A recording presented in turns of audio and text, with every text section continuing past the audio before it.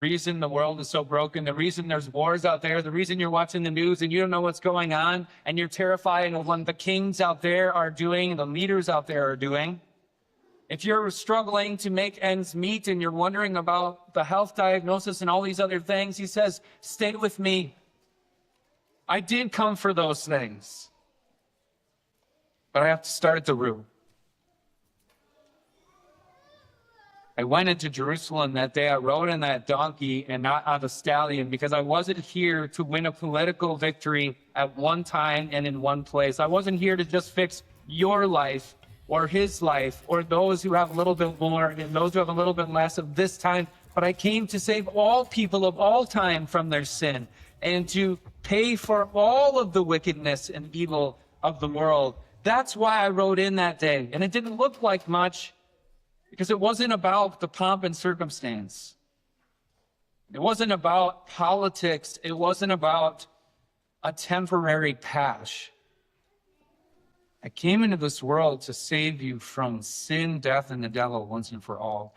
And it may not seem like that helps you on a daily basis, but oh yeah, it does. These are the things that matter more than anything.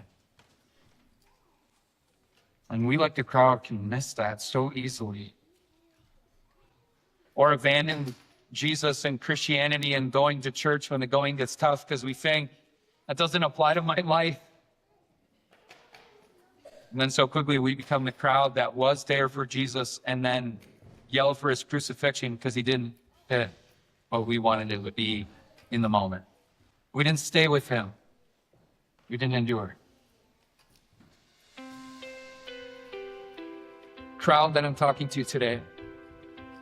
Children, teens, religious people, those who are just getting by. Stay with Jesus through this. Stay with Jesus through this life. I know it's hard. I know it doesn't always look pretty. Jesus never promised it would be. But he did promise that those who believe in him will have answers to the deeper questions, will have hope beyond this life to eternity, that can cling to a God that uses good and evil for his ultimate good in our lives, little piece at a time.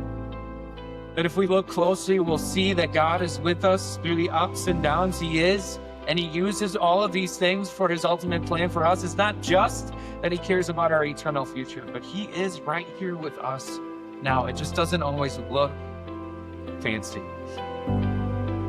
Sometimes it looks like riding in a donkey into Jerusalem to suffer and die, so that 3 days later he could rise from the grave and never die again. Sometimes your life looks like riding a donkey instead of a stallion. And sometimes your life looks like you're getting beaten and yelled at and even killed.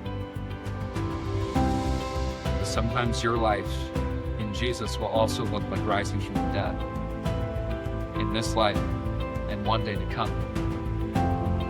So stick with Jesus. Stick with the one who dips his robes in the blood of grapes.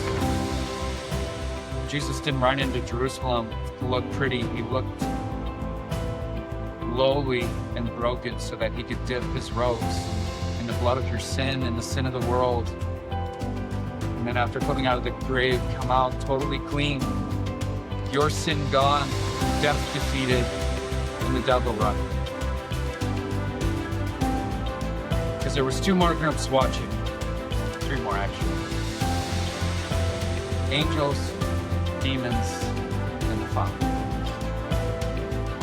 The angels were standing ready, watching their commander go in to win the victory against the devil.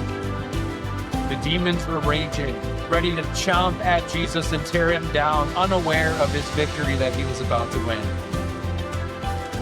And the Father, looking down and saying, "Well done, good and faithful servant, for you will save your people from their sins."